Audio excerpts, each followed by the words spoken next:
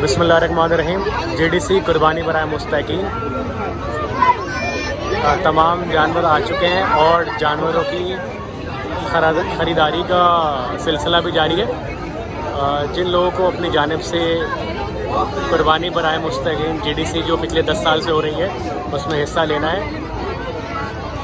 तो वो जेडीसी से रब्ता कर सकते हैं और अपनी तरफ से, अपने लोगों की तरफ से, अपनी मरहूमिन की जानिब से अगर कुर्बानी करना चाहें तो वो जेडीसी कुर्बानी बराए मुस्तकीन में हिस्सा ले सकते हैं।